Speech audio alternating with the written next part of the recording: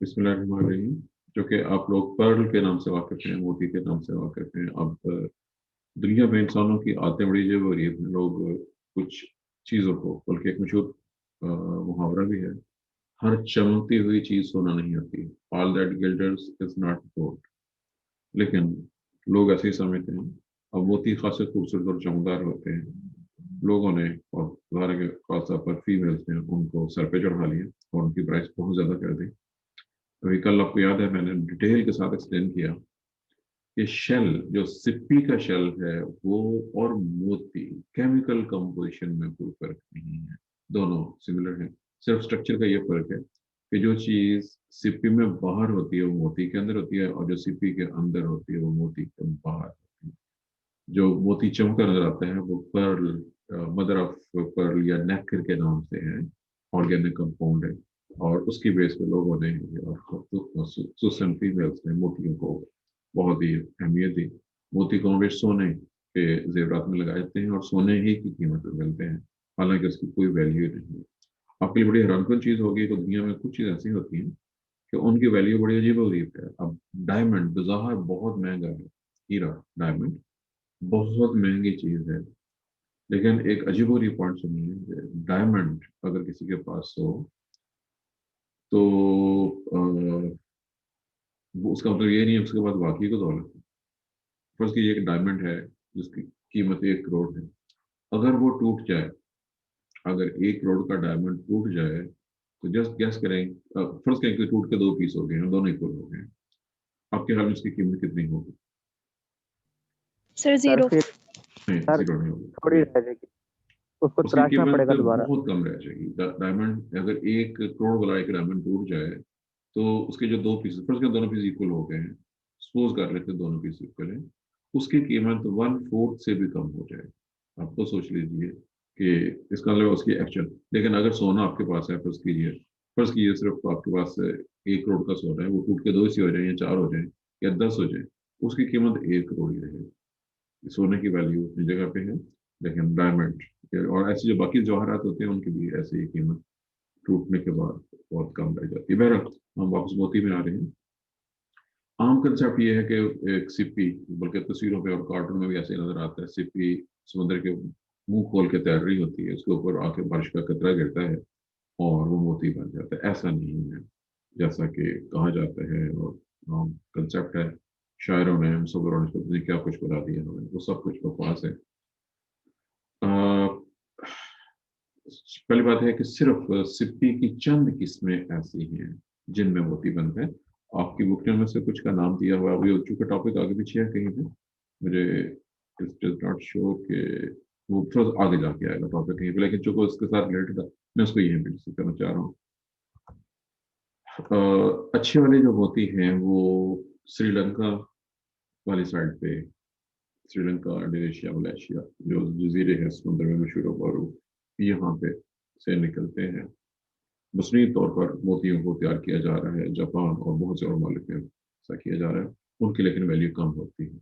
बहरहाल उसका तरीका था कि वो सिप्पी, स्पेशल सिप्पियाँ जिनमें मोती पैदा होते हैं, अगर उनकी बॉडी के अंदर, उनकी मेंटल के अंदर कहीं पे कोई पैरासाइट एंटर हो जाए या कोई और पार्टिकल तो बॉडी में एंटर होने की कोशिश करें, तो वो पैरासाइट हो, जरासीम हो, तो उनमें इन्फेक्शन, जिसको आप इन्फेक्शन और इन्फेस्टेशन नाम से वाकिफ में हो जाएंगे, और इरिटेशन होगी। अब उसके खिलाफ वो जहाँ पे वो हो रही है वो रिएक्शन शो करेंगे और उस जगह पे केमिकल जमा होना शुरू हो जाएंगे। पहले ऑर्गेनिक केमिकल, फिर कैल्शियम कार्बोनेट, और फिर उसके आसपास जो व्हाइट चमकदार मटेरियल है वो, और इस तरह से मोती बन जाता है। इसी तरीके से मुस्लिम मोती तैयार किए जाते हैं। वो सिपियाँ जो मोती तैयार करती हैं, जापान में मिसाल पर वैसे किए जा रहे हैं, उनको लंबे लंबे बांसों के साथ बांध के समुद्र में लटका देते हैं, और उनमें खुद शेल्स, सीपीयू के शेल तोड़ के उनके अंदर एंटर कर देते हैं ताकि वो उसको इरिटेट करें, और तकरीबन 3 साल में एक मोती बनता है। लेकिन जो इस तरह से खुद फिश थ्रो के मोती बनाए जाते हैं वो कदरे कम कीमत वाले होते हैं, वो अच्छी क्वालिटी के होते हैं। जो नेचुरली बनते हैं उनकी कीमत ज़्यादा होती है, ज़्यादा खूबसूरत होती है। पहले ये था जो हमारा टॉपिक जो कल से रिलेटेड था। कल जो कुछ हमें पढ़ा था जी वो कंप्लीट हो गया हुआ है। शेल, मेंटल कैविटी, रेडिकुला, सब कुछ। हम अगले असल क्वेश्चन, अपने बड़े क्वेश्चन की तरफ जा रहे हैं। हमारा आज का मेन क्वेश्चन ये है, class Castro code. Class Gastropoda, common name है स्नेल्स, घोंगे। तमाम इसमें स्लग्स भी आते हैं। स्लग एक ऐसा जानवर है जो होता तो घोंगा ही है, लेकिन वो बगैर खोल से होता है। उसकी बॉडी सीधी होती है। और शिवपुरा में भी, हम अपने सिटी में भी, आप में से कुछ स्टूडेंट ऐसी होंगी जो गर्ल्स कॉलेज से पढ़ के आई हैं। कुछ स्टूडेंट्स हैं जो गर्ल्स कॉलेज से Yes, पढ़ी हैं। जी, yes, गर्ल्स sir. कॉलेज में बहुत ही कॉमन है स्लग्स जो हैं, वो गर्ल्स कॉलेज में होंगी। जिस चांस की बात है कि ऐसा क्यों है, लेकिन बहरहाल वो बहुत कॉमन है। और ब्लैक शाइनी से कलर में होते हैं, ग्रे ब्लैक शाइनी। और पैर पत्तों के ऊपर, जमीन के ऊपर मूव करते हुए नजर आ सकते हैं। बहरहाल हम जिस क्लास की तरफ जा रहे हैं जी, उसका तारुफ गैस्ट्रोपोडा, नाम रखने की वजह भी अभी आपके सामने डिस्कस हो जाएगी। चलें, ये पहले यहाँ इसको देख लीजिए, क्लास गैस्ट्रोपोडा। गैस्ट्रो गट या स्टोमक के बारे में, पोडा फीट। इनका इसमें स्टोमक है, स्टोमक नहीं बल्कि इंटेस्टाइन फुट के अंदर होती है। इनकी इंटेस्टाइन विद जीर आप देखेंगे दोबारा, उसमें आपको नजर आ जाएगा। उस बेस पे ये नाम रखा गया, ये नाम रखने की वजह से। इसमें जो एग्जाम्पल जिसने दी है, याद रखिएगा, उर्दू इस लिहाज से बहुत ही कमजोर जुबान है। हमारे पास एनिमल्स और प्लांट्स के नेम्स की शदीद कमी है। हमारे शायरों को अपने महबूब, उसके लंबे बाल, उसकी चाल और उसकी ठोड़ी के तिल के अलावा हमारी आधी शायरी जो है वो इन तीन चीजों के गिर्द घूमती है। लेकिन आप हैरान हो जाएंगे, इंग्लिश में उनके जितने भी आम पौधे हैं, जितने भी उनके आम परिंदे हैं, जितने भी आम जानवर हैं, हर एक का लोकल नहीं मिलेगा। आप जहाँ तक अगर हम यहाँ की बात करते हैं जहाँ पे हम रहते हैं, हमारे मेजॉरिटी बंदों को चार पांच छह परिंदों के अलावा किसी चीज का नाम तो नाम आएगा ना, उसका पता होगा ये क्या चीज है। जबकि इंग्लिश में इन सब चीजों के नाम, इंग्लिश में, अरेबिक में इन सब चीजों के नाम जो है आपको मिलेगा नजर आएंगे।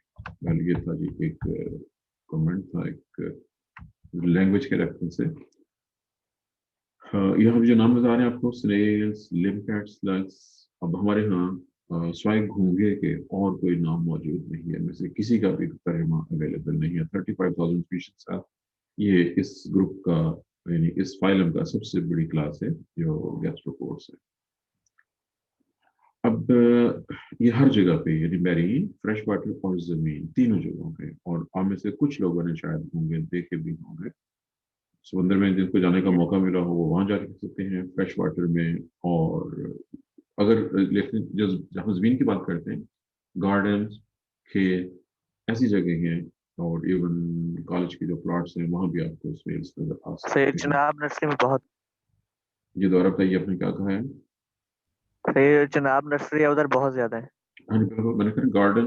अब नर्सरी तो गार्डन से भी एक स्टेप आगे होती है। तो उसमें ऐसा ही है, बिल्कुल उसमें बहुत ज्यादा चीजें, जहाँ पे बहुत ऑर्गेनिक मैटर होगा वहां पे आपको ये बहुत से जो है वो मिल सकते हैं।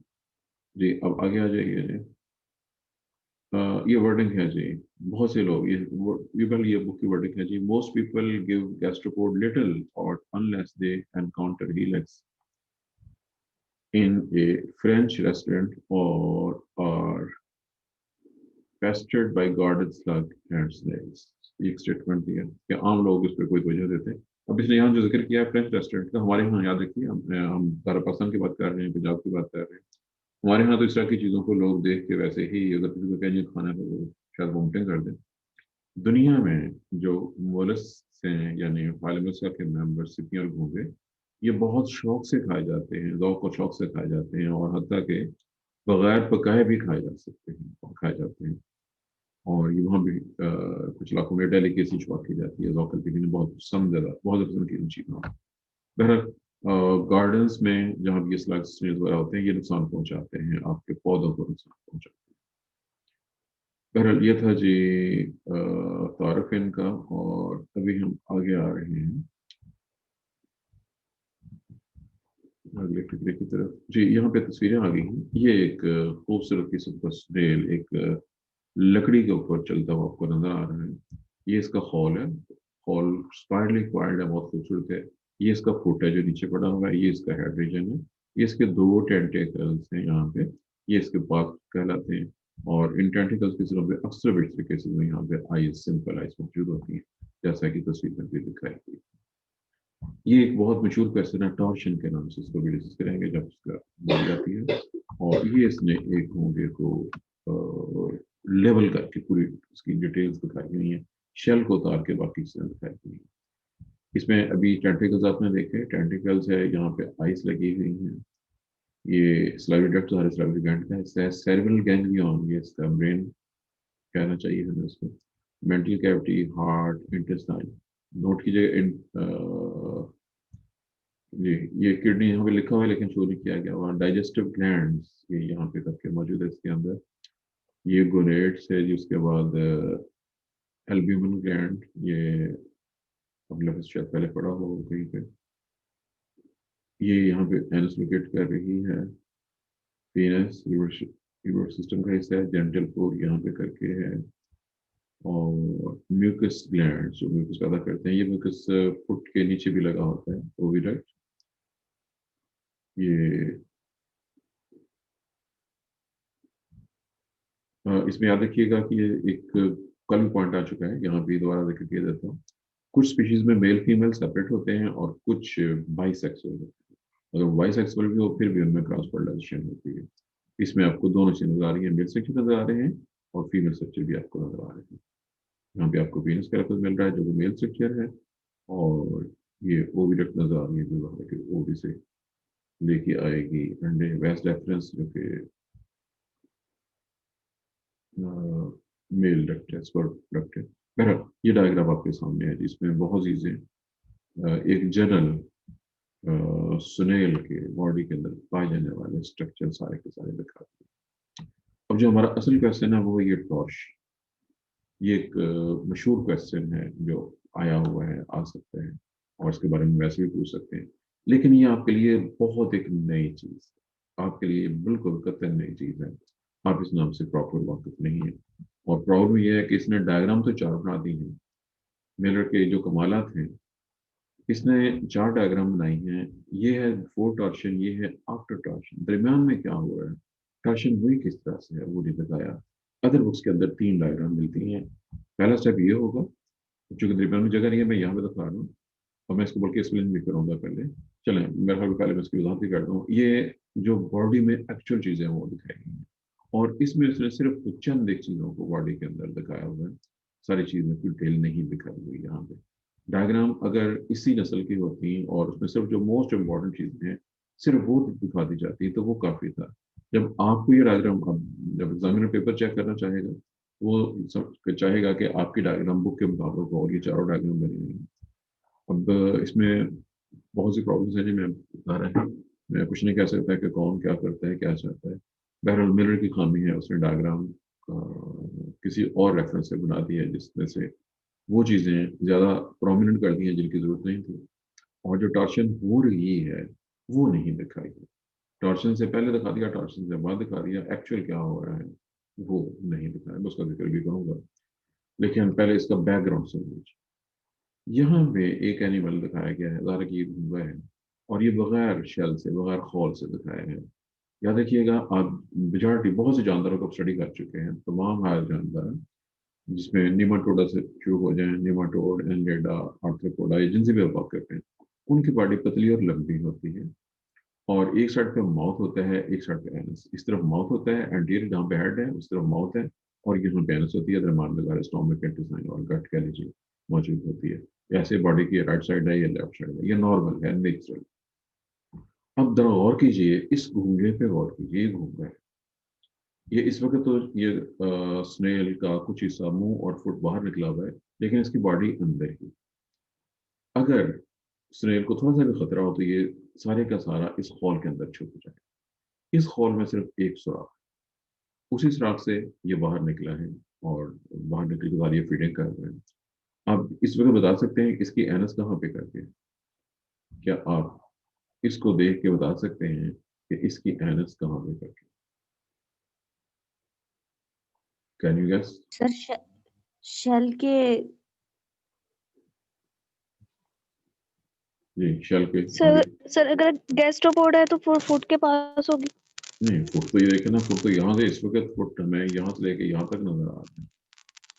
एनस आपके ख्याल में कहाँ पे चाहिए? ये इसका हेड है, याद रखिएगा, ये इसका हेड रीजन है, और ये फुट है। विसरल मैस बॉडी के अंदर पड़ा हुआ है। ये सब कुछ विसरल मैस है जो आप यहाँ पे देख रहे हैं। जी, अब बताइए कि आपके ख्याल में एनस कहाँ पे होनी चाहिए, कहाँ पे करके है? शैल के सर ऊपर की तरफ। शेल शेल के के नीचे। जी एक जगह है शेल के नीचे। अब शेल के नीचे ज़ाहिर है कि ये जो ये जगह इसके नीचे थोड़ा सा अंदर जाके, अगर आप ये कह रही हैं तो यहाँ पे, अगर यहाँ पे होगी तो डिफिकेशन वो कैसे करेगा, पीसेस बॉडी से कैसे खर्च करेगा, कहाँ खर्च करेगा, क्योंकि उसके नीचे तो ये पूरी बॉडी नजर आ रही है आपको सारे के साथ। जी और कुछ जवाब आपने कुछ जवाब दिया था, आप क्या कह रहे थे? तो शैल के ऊपर वाली तरफ। ऊपर की तरफ आप यहाँ पे कह रहे हैं इस जगह होनी चाहिए, ये बंद है नो सर, मतलब थोड़ा सा पोस्टीरियर साइड पे। उस साइड पे इस तरफ होनी चाहिए। चलिए ये अंश का जवाब है, जो लॉजिकल है कि यहाँ भी होनी चाहिए, बल्कि ज़्यादा लॉजिकल तो ये है कि इसकी एनर्जी यहाँ होनी चाहिए ताकि फालतू बातें पीछे से निकलते रहते, लेकिन ऐसा नहीं। और अगर फर्ज कीजिए एनिमल सारे का सारा अंदर होता है शेल में, तो यहाँ पे करके जहाँ पे ये जगह है, राइट या लेफ्ट डिपेंड करते हुए घोंगे की टाइप के ऊपर, वो यहाँ पे करके एनस की इसके अंदर इस जगह पे करके, यानी अब ये देखिएगा ये एनस यहाँ दिखाई गई है, ये जो पूरा विसरण में ऐसा है, अब होना ये चाहिए। देखिए दोबारा देखिएगा, ये माउथ है, माउथ से पीछे जा रहा है कि ये गट शुरू हो गई है सारी की सारी, ये घूमती हुई जा रही है पूरी बॉडी में मौजूद है, और यहाँ पे करके जहाँ पे ये फुट और जहाँ पे फुट बॉडी उसमें से अटैच हो रहा है, और ये सारा कुछ शेल के अंदर है, शेल के सुराख के थोड़ा सा पीछे इस जगह पे करके एनस लोकेट करके। अब ऐसा क्यों हुआ, उसका जवाब, इसका शेल इस तरह का है कि ये मुकम्मल बंद है, सिर्फ एक सुराख है, इस तरह के सुराख मौजूद है।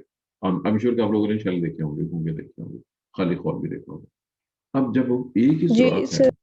उसमें माउथ ये यहाँ पे करके माउथ लोकेट कर रहे हैं, और उसके थोड़ा सा पीछे ये चूंकि डायग्राम में इसने माउथ बाहर निकाल दिया ना, जब ये बॉडी के अंदर होगा तो माउथ भी यहीं पे करके मौजूद होगा, माउथ और एंड्स करीब करीब होंगे, माउथ से थोड़ा सा पीछे एंड्स लोकेट कर देगी। अब ऐसा क्यों हुआ, ये इस वजह से हुआ है कि नेचर ने इस एनिमल को एक हॉल में बंद करने के लिए इसकी बॉडी को कर्व कर दिया है। मैंने कर्व का लफ्ज़ इस्तेमाल किया, अब आपने मुझे फॉलो करना है कि ये पहले ऐसे था स्ट्रेट, एनिमल ऐसे था, इसको इस हॉल में बंद करने के लिए नेचर को क्या करना पड़ा। मैं इसकी तस्वीर को अपने हाथ से मार रहा हूँ, ये जो कुछ है इसमें, ये उस जगह हम गट की बात कर रहे हैं, ये गट है, ठीक है। अब ये ऐसे से ऐसे होगी एट राइट एंगल, बॉडी 90 के एंगल पे दरमियान से टर्न होगी, यानी यहाँ पे माउथ है, गट यहाँ पे है, और एनस यहाँ पे है। आपने मुझे फॉलो किया है, मैंने क्या बनाया, ये यहाँ से ये चीज़ है, ये ऐसे मुड़ के इधर को आ गई है पहले हिस्सा, अगला हिस्सा जो चीज़ यहाँ तक मुड़ी हुई है ये यहाँ तक आ गई है, यानी अब मुझे फिर फॉलो कीजिए, ये माउथ है और यूं घूम के एक शक्ल बनती हुई ये यहाँ पे तकरीबन इस जगह पे एनस आके लोकेट होगी। अब अपने ही हाथ की अंगूठा और दाएं जो अपना एक हाथ की एक अंगूठा और एक उंगली, अब फर्ज करें जो अंगूठा आपका ये माउथ है और जहाँ पे उंगली है एनस है, इन दोनों को करीब ले आए, इन दोनों को थोड़ा सा करीब ले आए, तकरीबन यू शेप स्ट्रक्चर बन गया, मैंने तकरीबन का इस्तेमाल किया, तकरीबन यू शेप स्ट्रक्चर बन गया, माउथ के करीब ही बिल्कुल थोड़े से फासले पे एंड्स लोकेट हो गई है।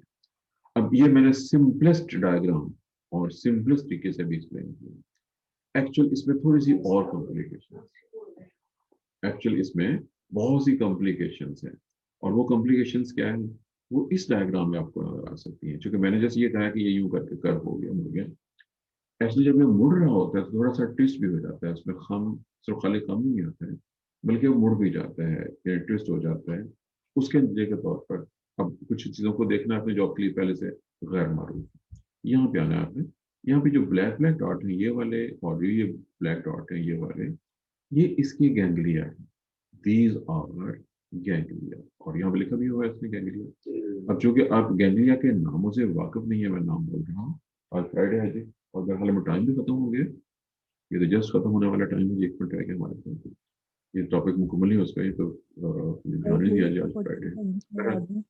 ये है जी वो गैंग्लिया जो कि सेरेब्रल गैंग्लिया और प्लूरल गैंग्लिया और पीडल गैंग्लिया यहाँ पे है, और ये विसरल गैंग्लिया जिसका नाम नहीं लिखा उसमें खाली गैंग्लियन का होगा, यहाँ पे करके ये विसरल गैंग्लिया होते हैं।